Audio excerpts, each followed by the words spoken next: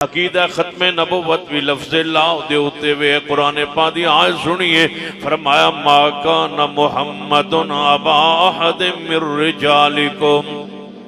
ولیکن رسول اللہ و خاتم النبیین۔ محمد مصطفیٰ صلی اللہ علیہ وسلم آخری نبی نے لفظ خاتم دا معنی آسان آخری کیتا ہے، حالانکہ لغت یہ کتابہ ڈکشنریاں کھول کے ویکھ لیجئے، خاتم دا معنی مور بھی ہونا ہے، خاتم دا معنی انگوٹھی بھی ہونا ہے، خاتم دا معنی افضل بھی ہونا ہے، خاتم دا معنی اعلیٰ تے اولا بھی ہونا ہے، لیکن اس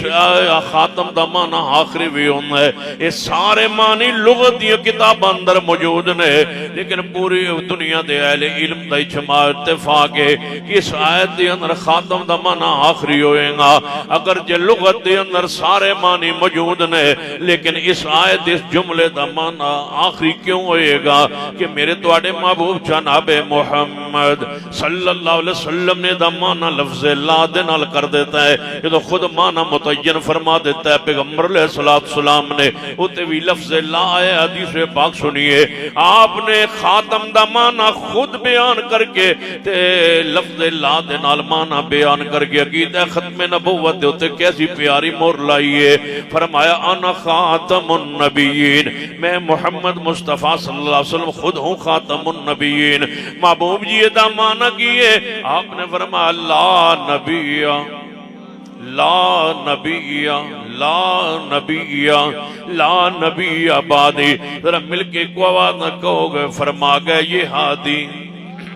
نہیں، پورے اجتماع اندر ایک واری آواز آوے، پورے ناروال اندر آواز توڑی پھیلے اور جناب توڑی آواز نکلے باہر اس خیمے دے وچوں، اے نا جناب ٹنٹاں دے وچوں، اے چھت جو باہر توڑی آواز جائے، فرما گئے یہ ہادی، فرما گئے یہ ہادی۔ ہاتھ اٹھا کے ذرا عقیدہ ختم نبوت اظہار کیجئے، محبت عقیدہ، فرما گئے یہ ہادی، فرما گئے یہ ہادی۔ یہ میں سمجھ نہیں آئی، ذرا مل کے کہیے تاجدار ختم نبوت زندہ باد، تاجدار ختم نبوت زندہ باد، مل کے جھوم کے پیار عقیدت نہ کہیے تاجدار ختم نبوت زندہ باد۔ عقیدہ توحید بھی کھڑا ہے، کیڑے لفظ دے ہوتے بول لفظ